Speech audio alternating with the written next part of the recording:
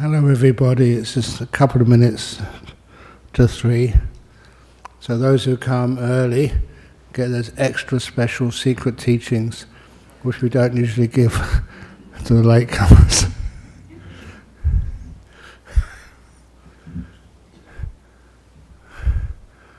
Can you hear me in there? You're very fortunate that those in the introduction to meditation room, you can just, don't alter it, so you can listen to the real instructions over here. Only joking. But just to know that there is an introductory to meditation session, and that is in the room to my right, being delivered by John Treasure. And this is for the advanced experts in meditation, those so close to enlightenment, they just need a tiny bit extra piece of instruction to go that final few steps. And I guess I'm a little happy today, simply because that all that 50th anniversary shenanigans is over. So now we're going back to the usual nice 15-minute little talk on meditation, talk on it, and then a bit of guidance, and then into the meditation. After the meditation is finished, usually about 4 o'clock, then we have 15 minutes of Q&A. And I say that's a lovely way of doing it because I do prefer having a little bit of talk to begin with. And honestly, it doesn't really matter what I talk about, it's just actually to get the mind like a bit like you might call brainwashed into the meditation, talking about where we're going to focus our attention. And this focus the attention on being peaceful, being still. And this is not an intellectual, well, not really an intellectual exercise in trying to figure out and analyze the teachings of the Buddha at this particular session. It's learning how to be still enough, peaceful enough, to actually to increase the power of the mind. Because when we get peaceful and still and just in this moment, and in silence, it gives the brain a rest. And once the brain is rested, then we can actually do some amazing things with it, especially with our clarity of mind, our ability to focus, and just the understanding and insights which come up. And by the way, for any latecomers, this is the ongoing meditation class. You're going to the introduction one or the ongoing one? This one. Okay, please take a seat. Or there's lots of places on the floor. And when we do manage to get some stillness and peace in the mind, it's much easier to focus and to see what's really going on. Have you ever just driven in a very misty morning when you can't see that clearly, or it's very foggy, or your windscreen of your car is not cleaned, and you can see, but you can't see clearly. And there's other times when there's no mist or fog, and the air is very clean, and if you're in a car, it is with a cleaned windscreen, you can see perfectly. Everything kind of is so clear, it's impossible to make any mistakes while driving. And this is not just with getting from A to B, this is actually to see what's really out there, what's actually happening. And this is one of the most important things, is as a Buddhist, to get insights into what's happening. Then once the mind is clear, things become quite easy to understand what is happening, what it's like to let go, what it's like to be peaceful, what it's like to be still, what happens when you stop thinking, what happens when you stop judging, what happens when you don't give things names. Things get really, really still and very, clear and much, much easier to understand. When it gets to insight, this is an old simile for insight.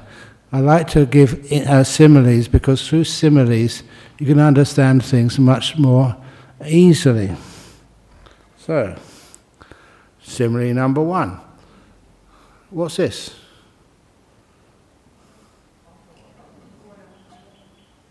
Now you see how you've been trained and brainwashed by schools and education. You hold up something, it's got a name, and you think that's what it is. It's much more than a bottle of water. You know, sometimes if he's a very good monk, please don't be afraid, I won't do this, not when the video is on. If you're going to sleep, I can wake you up. I would never do that. Or more gently, just pour the water over you or something, or pour it over me. But it has many, many different uses. And the wonderful thing about the insight, seeing things clearly, is seeing different ways of using this. It's not just a bottle of water. It's much more than that. And once you can see not just its name, but a different way of using it, that is like the beginnings of insight, understanding how things work and how to take them deeper than you've ever seen before. And when you can see things much more deeply, that also means that you can have more understanding of how to become more peaceful. Always with meditation, getting yourself nice and peaceful and still. It's not just about the joy of stillness, but the understanding. Why is it so joyful just to sit quietly with your eyes closed and experiencing what's happening in this moment? Why is that joyful? And you've all heard me so many times the last 50 years. I've been teaching you just how meditation feels when it really gets still and comfortable. It's some of the best happiness you've ever experienced in the world. And because of that, people bliss out. And it's not just blissing out just for having a bit of fun and games and joy. It really, at the same time, energizes you. Your clarity of mind gets so powerful. You tend not to need to worry at all. Your anxiety levels go down and your productivity goes up. Even as a monk, I know those terms. And many times I've given talks at places where you wouldn't expect a monk to be. Like once I gave a talk at this big seminar on human resources over in London. Flown all the way over there, business class, and giving a big donation to actually when we came back over here. And that was when I mentioned that when I was over there that I liked my talk. So as soon as I landed back in Perth, there was an email waiting for me from the British National Health Service. They said, "We liked your talk. We want to invite you to give a keynote address at our yearly seminar." This was the British National Health Service. And I replied to them, "Look, I've just come all the way, from Australia to UK. Now, given my bit at this Human Resources Conference, and I just arrived back in Australia, and now you want to invite me back on a long trip to UK? So that's bad for my health. And you call yourself the National Health Service?" That's actually what I said. Afterwards, they said, "Okay, but thank you for your reply. We've got it photocopied and on most of our office who look after this conference's desk," because it makes them laugh. So anyway, why? Why did they even want to spend money just on a monk giving them a talk like that? Because they valued the example of not just the happiness, the health, the power, the depth of understanding, simply just by being still. And as soon as you are still, you see things in a totally different way. A little story, even yesterday, last night, I won't talk too long. Last night, I never sat here because we finally managed to break all the taboos and get Ayachanda to give the talk here. I hope she sat up here, did she? Yeah. So when Ayachanda Bhikkhuni gave the talk at this centre, that was a wonderful thing to do, but that meant just coming here in the evening, I had to sit in the back of the vehicle rather than the front. Because I sat in the back, it was kind of fascinating. Just went, usual ways. We come up here, this time up the Tonkin Highway. And honestly, looking at the Tonkin Highway from the back window, rear window, was totally different than when you're in the front seat. Because I'm a senior monk, I usually go in the front seat, but I went in the back seat yesterday. And so when you actually go up and look through the window, even a different seat felt much different. That's one of the problems why we don't get insight. Because we see things in different ways, in different places.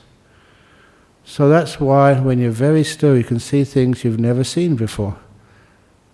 And you can't believe that I've been up that Tonkin Highway so many times in my 42 years here in Perth. Actually, it wasn't there when I first came here, but many, many times. And now you see things from a different perspective. You can understand how insight and wisdom are happening. Each one of you, I know some of you have been coming here for years. Do you always sit in the same seat? I know I do, but I've got no choice. But try sitting in a different seat. And then you'll find it's not just more comfortable or less comfortable.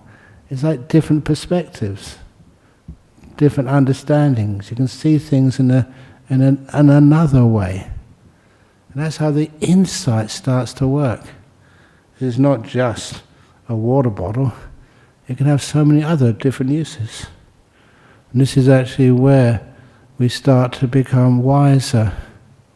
And that is shown by the fact we can use many of these different metaphors or similes to get deeper into our meditation. One of the new books, apparently somebody else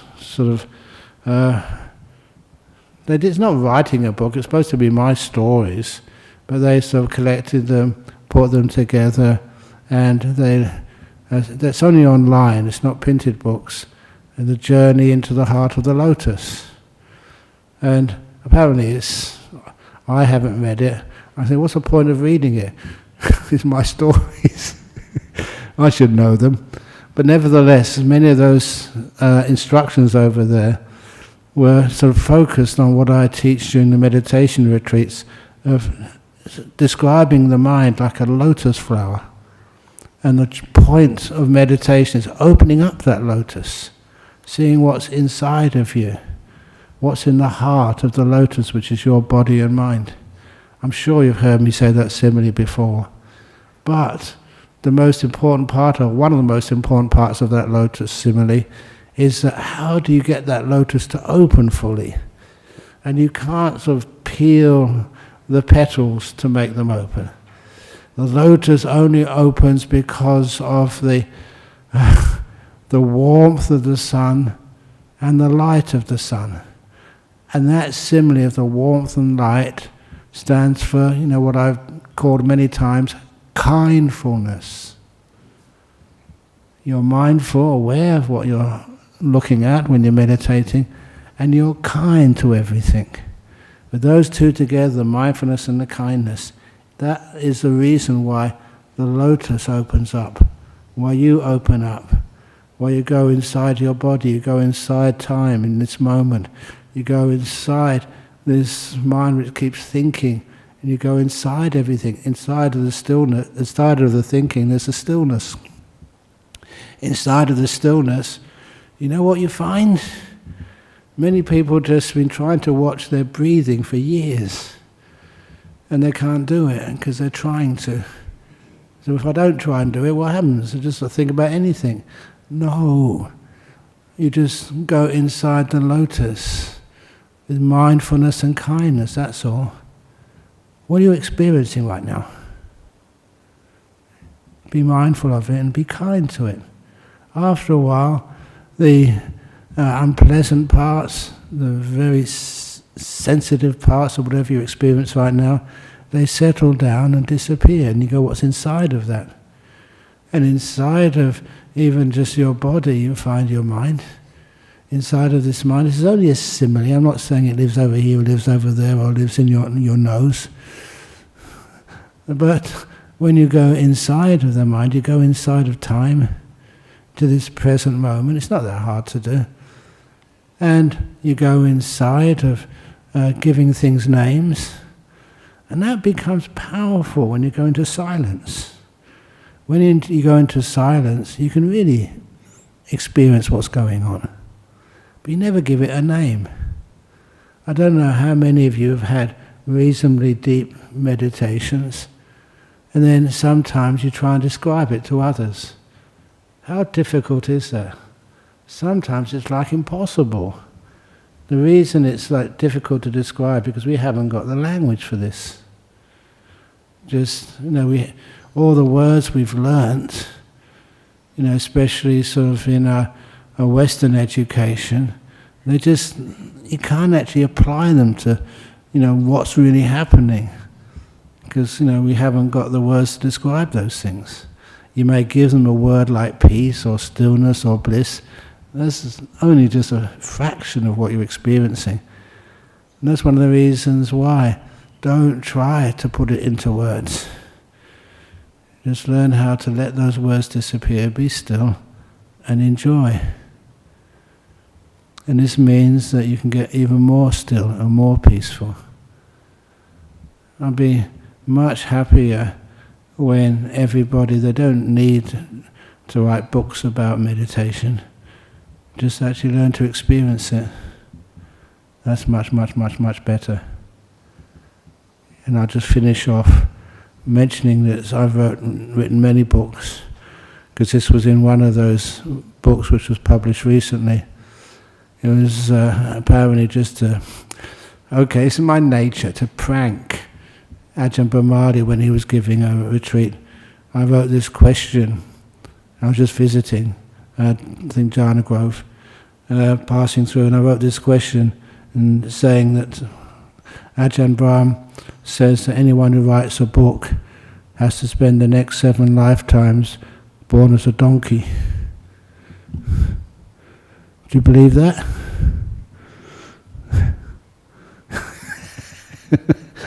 Somebody's laughing.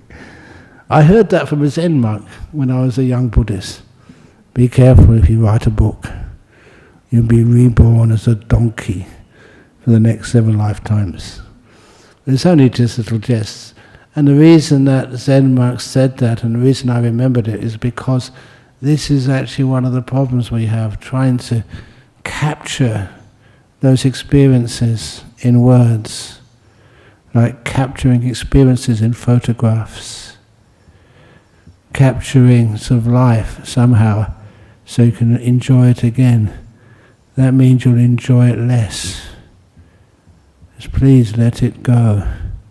Be peaceful, be free. There's enough books already. All those books which have been published with my name on, I never wrote them. They're just somebody heard the talks, recorded it, transcribed it, and printed it. They're okay. But I say, I don't deserve being a donkey for another 7 lifetimes for that. I just gave a talk, okay? That's my excuse. Anyway, I don't mind being a donkey. It might be less work than being a head monk. So anyway, that's just a little bit of information for you. So now we can actually start the meditation and no more donkey business. Is that okay? Okay, some of you say okay. Eeyore, thank you. Very good. Okay, so first of all, please get into a nice posture.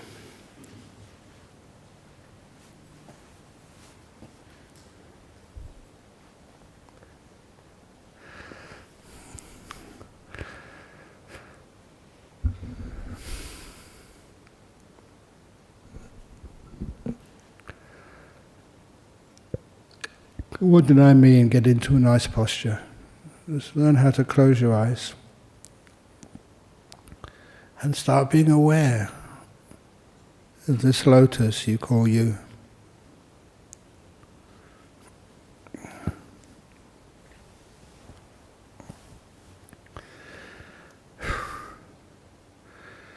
And as you become aware, little by little, you're not fully aware.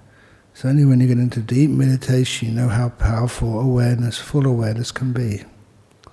But right now, you're kind of aware. And it's useful because you know how many diseases and problems that people have with their body.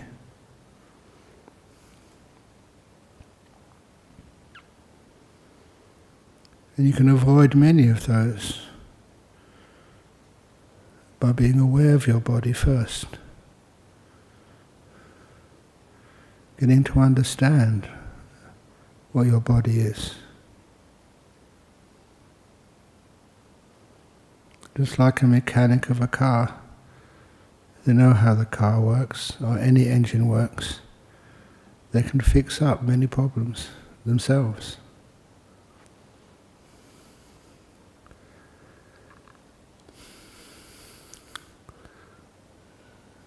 So this is my old body sitting here,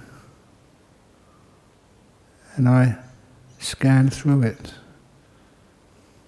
usually starting from my feet.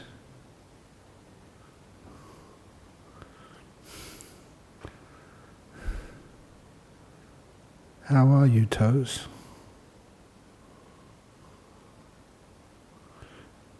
What's happening as I get a good relationship with my body? If there's any problems anywhere, I can feel it. The body gives you many warnings. Those warnings you're just saying, please, you're in a bad posture. Or please, maybe you're not having enough water.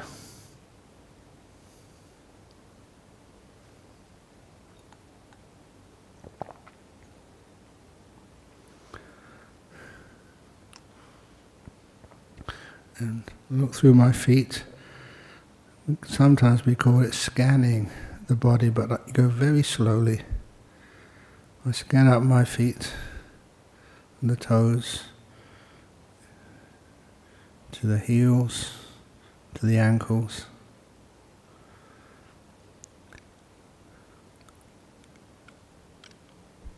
I'm amazed as to how aware you can be of these parts of your body, no matter where they are. And this is where the kindness comes in too. The kindness tells you, you can improve on this. Just move my feet slightly, and that feels so much better. Go up to my, again, ankles. And I'm always willing to fidget at the beginning, so you can stay perfectly still at the end.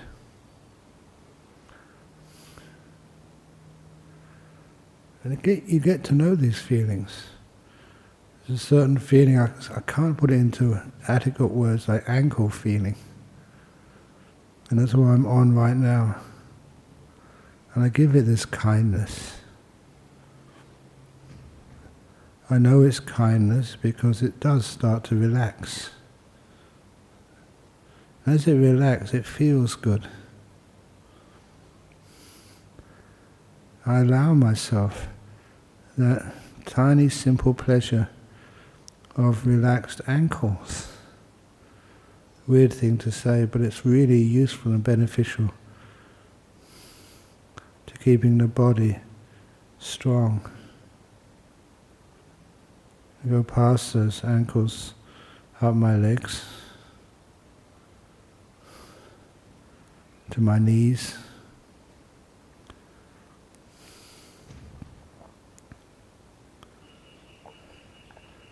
When I become aware of any tightness, ache, something which is unique and doesn't look good, doesn't feel good, I should say, then I would pause there and just relax it deeper. There's all many ways of relaxation. Sometimes you imagine that something is pulling it or stretching it or squashing it. It's not in its natural position. And then I allow it to go into its natural position. Or even sometimes just imagine it going into its natural position.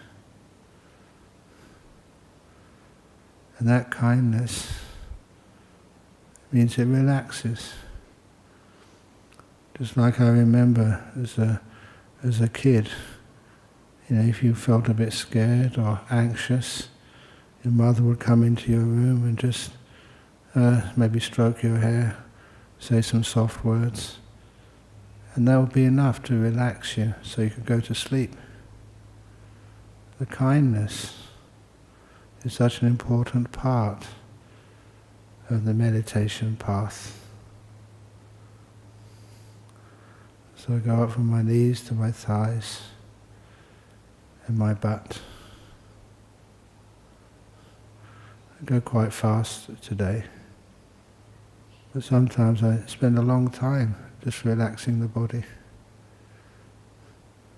One of the reasons I can spend a long time doing this, because it is delightful, I enjoy it. This body, which has got a few years to go yet, I make sure it feels at ease. You can relax part of your body you never thought were possible to relax. You get up to your waist. And I tried many things to relax the waist, and just for me, it's just like straightening up my back, kind of feels good for my waist.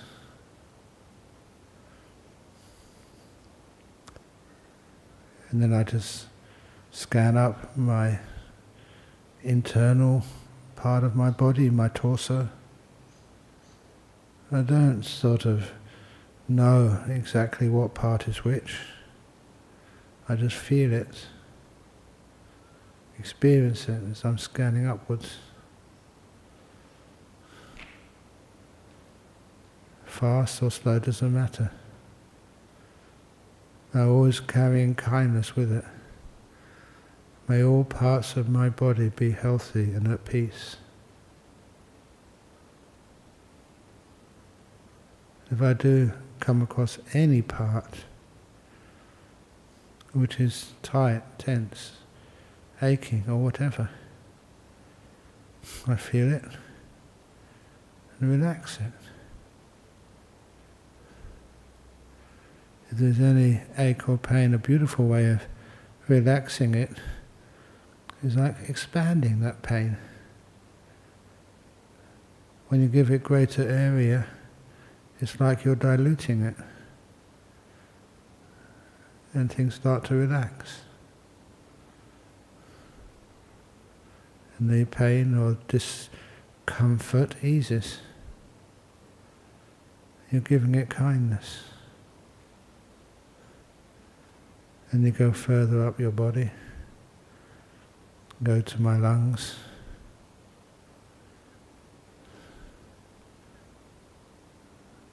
further up to my heart. I don't try and control my own heart. I just give it kindness.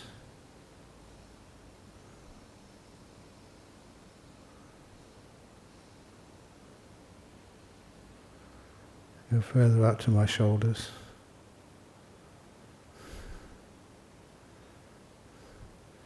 And relax them to the max. Sometimes I imagine that there's invisible beings stretching those shoulder muscles on either side, and I ask them to let go. Let go of all this pulling and pushing and squashing. And all those muscles get loose. Because I'm mindful of the shoulders, you can feel them becoming loose, relaxing, and go down to my elbows, forearms, wrists, and fingers. I love the awareness of the fingers. It includes the awareness of the arms.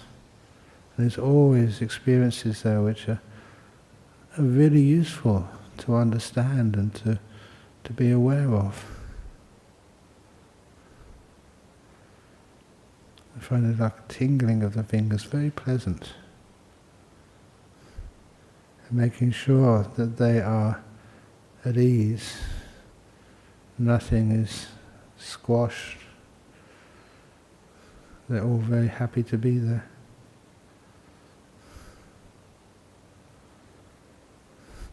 Sometimes I indulge, I admit that, just enjoying the sense of freedom of a relaxed body.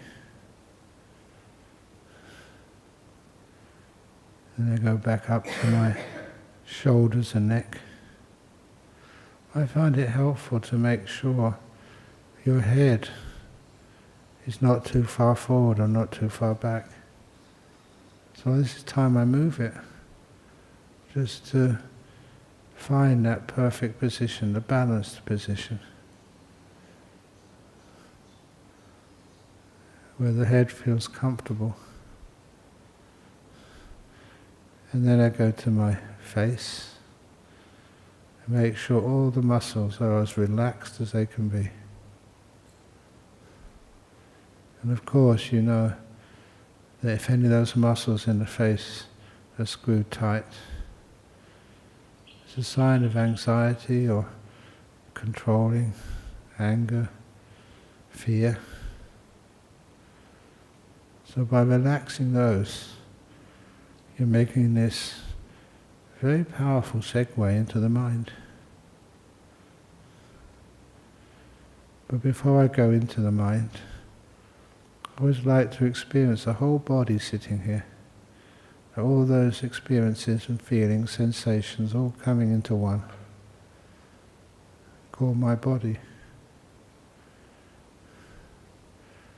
As I'm experiencing this, if there's any part which needs adjustment, I will do that. You know, sometimes all you need to do is just to give it this blast of kindness. It relaxes. And you feel this delightful sensation of a relaxed body. I enjoy that. I stay there. It's easy to stay. When you are delighting in the object which you are observing, you don't need to put any effort in to stay there. The joy is the glue which sticks awareness to the object.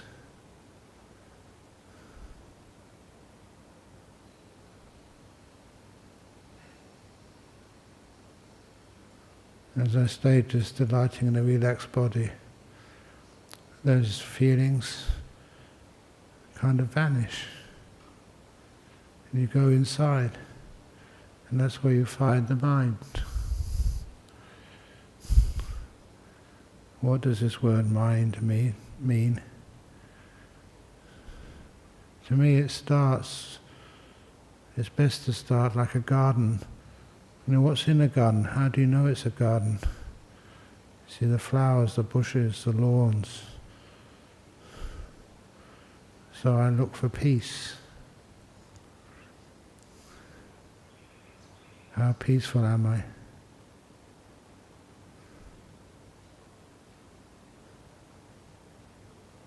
When I can start to notice peace, you're starting to enter the realm of the mind.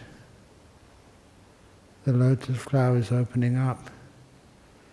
My body is not important anymore. In a sense, it's all been relaxed, dealt with. I can go inside. As I go inside my own mind, what makes peace deeper?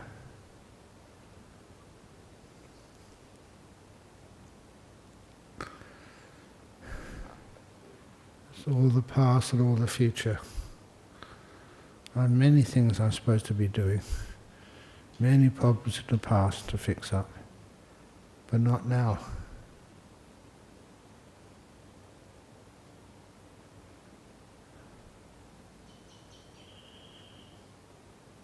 And when you are peaceful in this moment, you're free of past and future.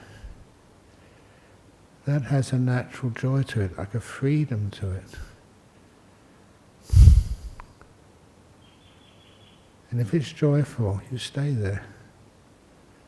If it's not joyful and you get bored, that's when people go off into the past and future, making excursions for themselves because they're not happy to be here.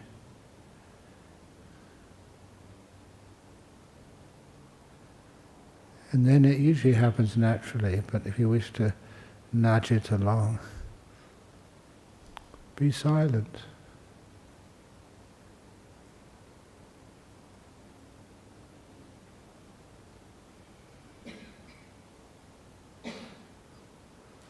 There's no need to describe things, to give it names. Often we only want to describe things because we're afraid. Give things a name, and then you feel safety. But it's not real safety.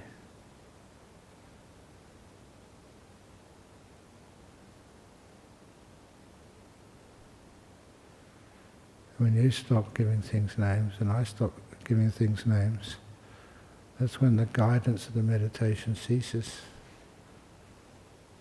You just let things happen. Let peace come in the mind. Stillness. Often breath comes in. What do you do with the breath? Nothing. You're just there watching, being with things. You let the breath take you. Let the beautiful lights in the mind take you. And just allow the joy and the freedom of deep meditation guide you. When I talk next, it'll be close to the end of the meditation.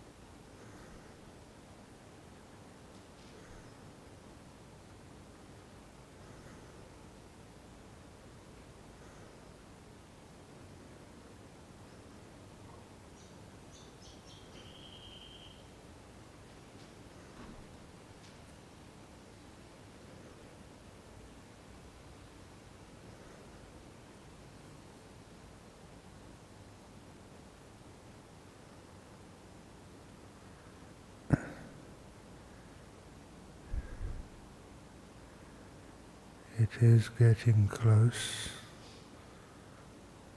to the end of this meditation period. Please do not open your eyes yet. Ask yourself, how deep into the lotus could you experience? What's it like in your mind? How relaxed are you? What is peace?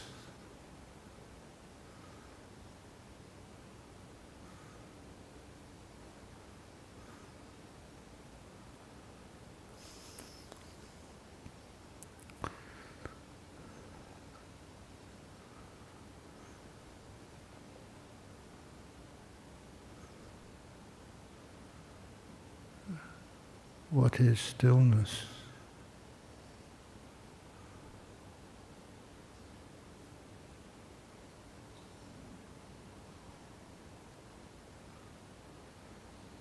Now can you feel your body? How comfortable is it?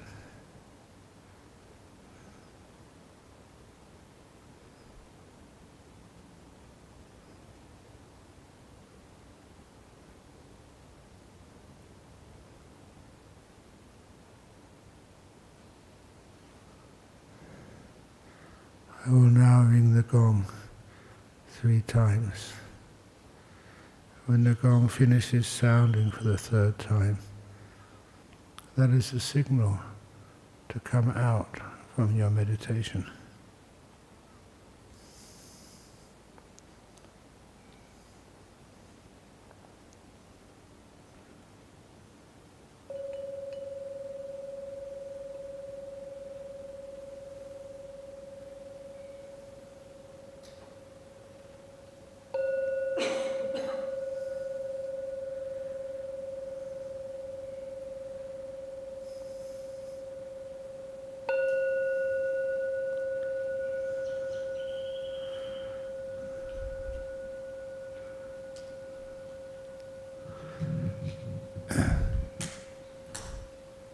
It does kind of help to get into the habit when you come out of meditation, just to smile.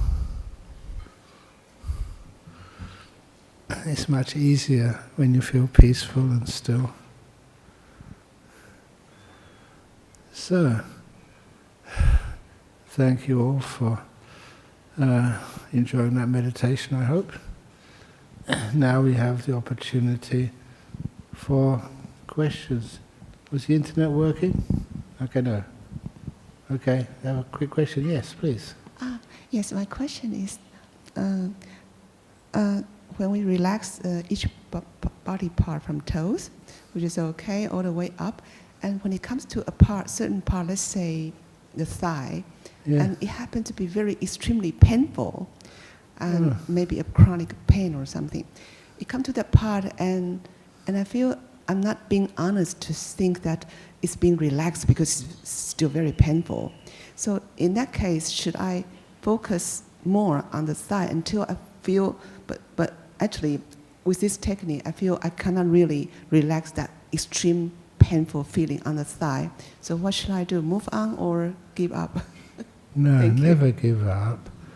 If I was you, I'd stay there in that painful feeling of the thigh and just give it kindness.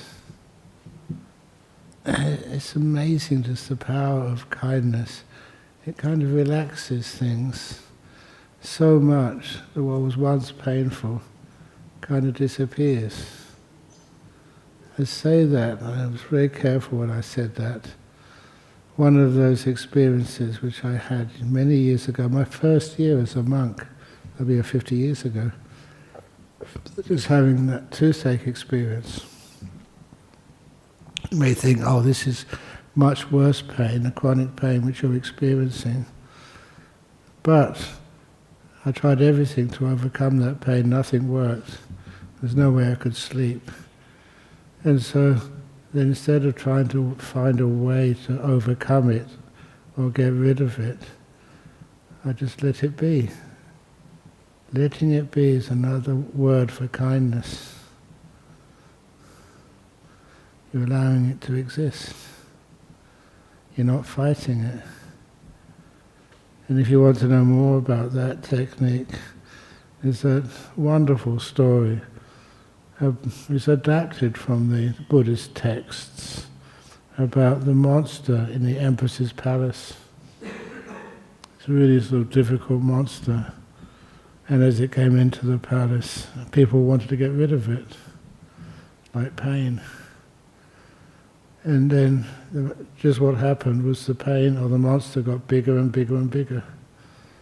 When the Empress came back, she knew how to deal with it. She said, "Welcome. Welcome, monster. Thank you for visiting us." It was the kindness which solved the problem. And every bit of kindness you give to your legs, you usually find the pain gets a little bit less. Just a little bit. It doesn't sort of vanish completely at first. When it gets a little bit less, that gives you the incentive. This actually works. Because nothing else gets rid of that pain. And then as it relaxes more and more and more and more and more, soon it disappears. It's kind of like miraculous, but it does happen. And that's one of the reasons why, just having a toothache, you never get to sleep, or never have any peace at all. And many other pains which I've had in my body over the years. Instead of trying to get rid of it and escape from it, be with it, understand it, be kind to it. I don't know if you have any children at all. But if you had, sometimes those children drive you nuts. But then instead, you just say, "Oh, no, just I care for you. I'm kind to it." It takes most of the pain away. I hope that understands, but it does actually work. I'm not just saying this myself, but there's so many other people who've taught this too.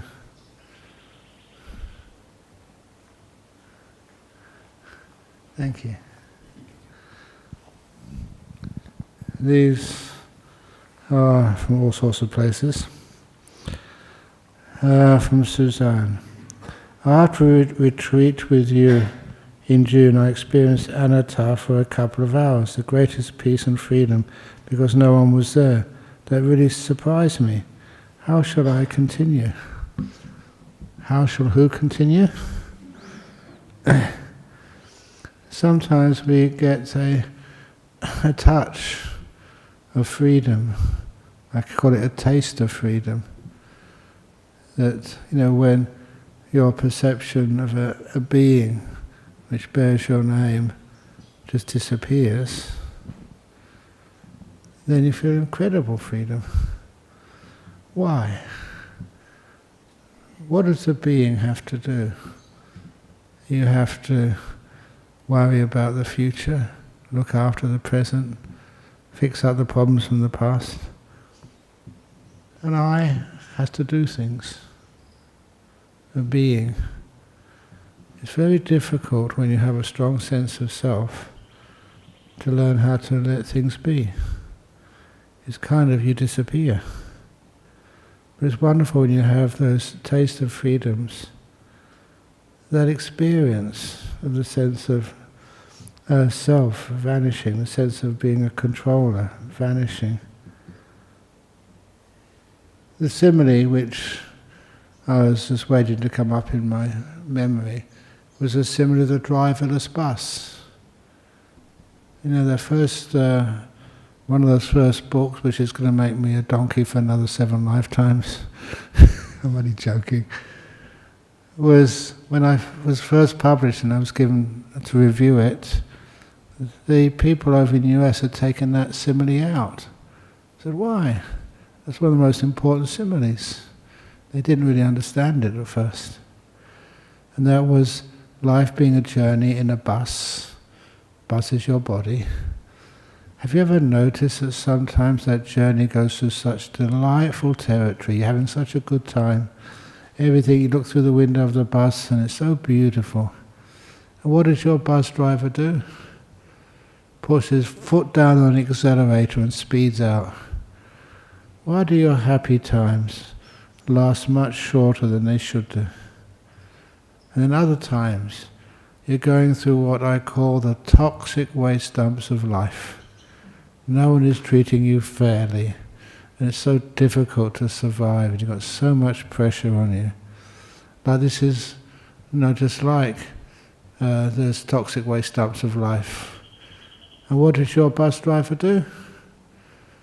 He slows down, even parks. So they last much longer than they should do. What's the problem? Because your bus driver is stupid. Your bus driver doesn't know how to drive a bus. So you want to give your bus driver some lessons. Need some advice. But before you can give the bus driver some advice, you've got to find out where the bus driver sits. So in meditation, you eventually get to the bus driver's seat. Deep inside your mind, your will, your choice. Why can't you control life much better? And then when you get to the bus driver's seat, that's where you find the bus driver's seat is empty. There's no one there. When I started this simile, it was a long time before driverless buses or driverless cars were ever contemplated. And I know that somebody said, Ajahn Brahm, you could have made a fortune for the Buddhist Society of Western Australia by getting the marketing rights for that name, driverless cars. But what happens when you realize there's no one in control of your bus? Then you sit in the anatta. Then you sit down in your seat. You stop complaining. You find that much of the pain and difficulty of life is how we react to it. By letting things be, and not struggling or blaming and thinking someone's out to get you, or that you are stupid, why does it always happen to me? Then after that you get really peaceful and a sense of freedom. So what to do is just to keep remembering why that felt so peaceful. The next person from New Zealand. Can Ajahn please give some advice for people who are getting close to getting a nimitta but not quite getting there yet? Don't try to get there. Just be as peaceful as possible, as patient as possible. Be in this present moment. One piece of advice which I was giving a few days ago, I think it was over that birthday talk I gave at Bodhinyana, that I mentioned many years ago. I haven't used this simile for a long time. That you were meditating and your object was getting beautiful and delightful, but then it kind of never got really delightful. And then I remembered some of the similes of being a scientist when I was at university. It was like looking through a telescope sometimes. When you're looking at through a telescope at the stars, sometimes the star was kind of fuzzy. All you needed to do was very gently, very carefully, sharpen up the focus. Just move the eyepiece, and then it would focus, like a camera focuses. And then I realized that a lot of time when I was meditating, I was a little bit in the future, a little bit in the past. It wasn't really firmly focused in the present moment. It was kind of what I call smudged. And all I needed to do, it was not much doing at all. It was just letting the mind be more clearly focused, like on a camera or on a telescope. When it was clearly focused, then you were really in the moment. Clear, beautiful, powerful, and that's where the nimittas would come up. From Russia, I'm not good, no good at observing breath, but meditation is good when I just doing nothing. The energetic bliss comes up, I can be quite intense. Can I take the bliss as object instead of the breath? Yeah. This is the simile that when you came into this hall, you probably came in a car, you parked the car, you walked into this building, you took off your shoes, and when you walked into this hall, you sat on a nice cushion. You can't drive your car into this hall.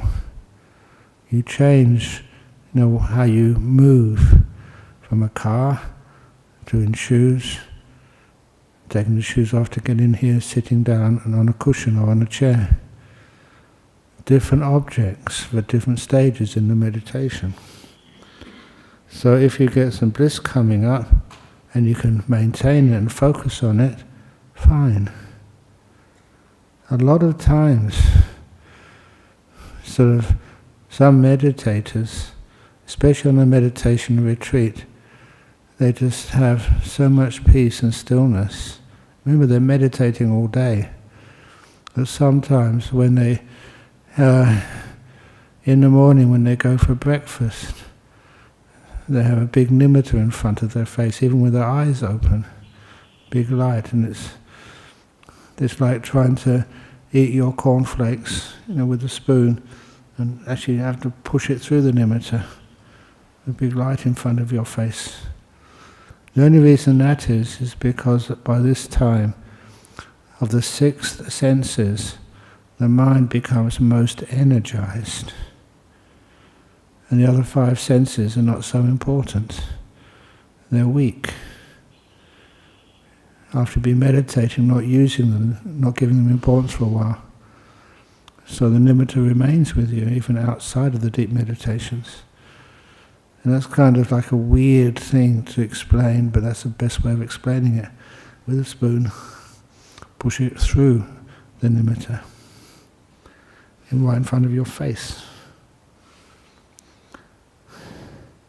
And lastly, from India, can Ajahn Brahm give a talk on how multiple sclerosis, on how multiple sclerosis people who live in pain every day and life quality deteriorates continuously can deal with life? And I think the example which I can give, the only one which you kind of know, was, please correct me if I get it wrong, was Professor Stephen Hawkins. And the reason I keep on mentioning this guy's name, one of my best friends, the first Buddhist I ever knew, was Bernard Carr, who was one of his close collaborators.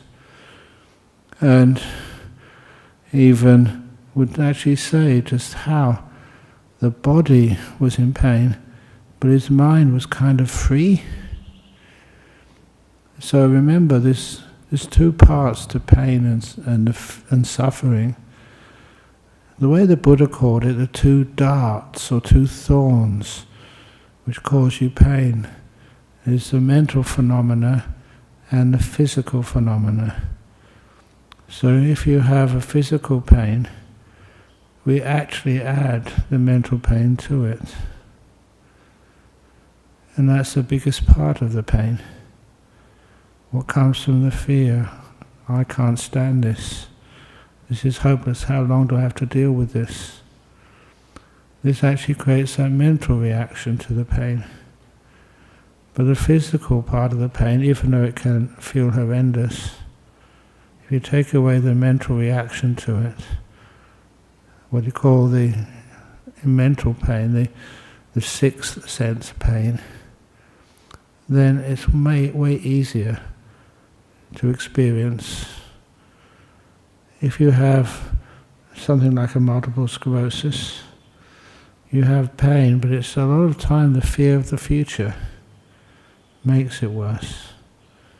The feeling that I can't do this, I can't do that, but you want to do all of that. This is where, in meditation, to be content and easily satisfied, no matter how you feel. Even in pain, physical pain is there, but the mental part of the pain has been abandoned.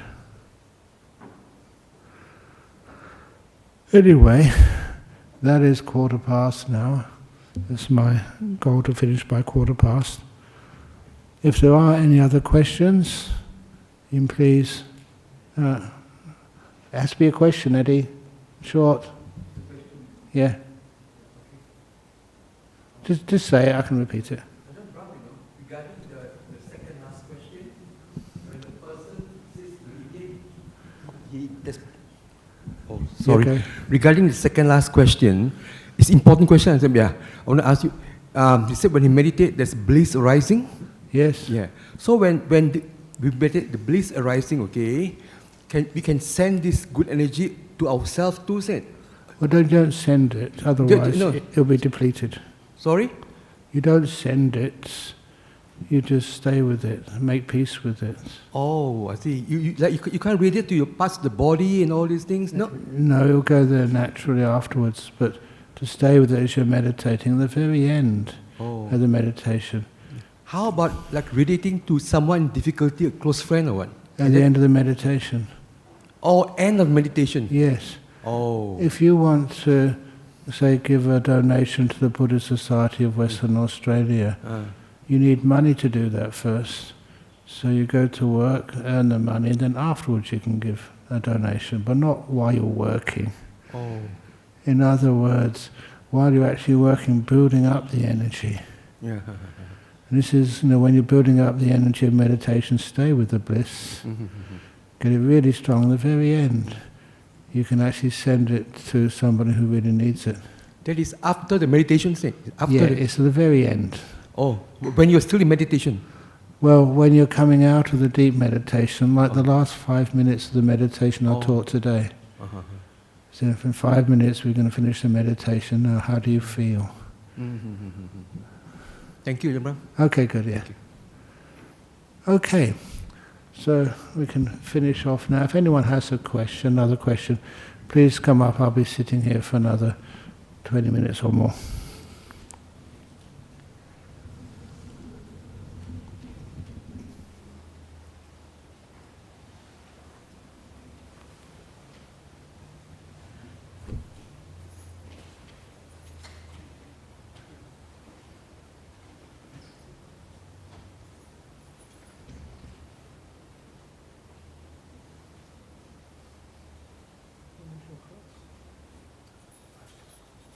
That's